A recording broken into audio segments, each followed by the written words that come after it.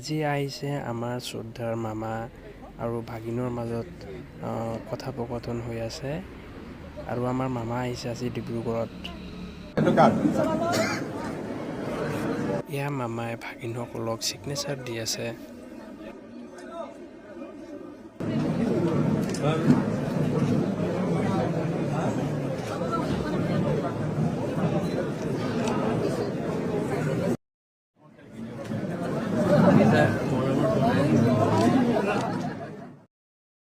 আমি যেতিয়া গছ এডাল দেখা পাওঁ তাত ফল লাগি থাকে, কমলা লাগিছে, আপেল লাগিছে, কল লাগিছে, তাত ভাল ভাল ফল আছে।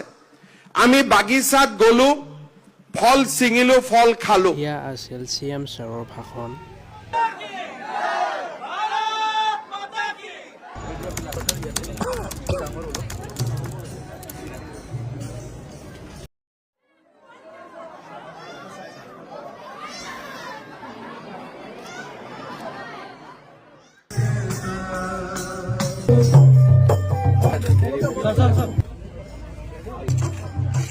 গ্ৰহণ কৰা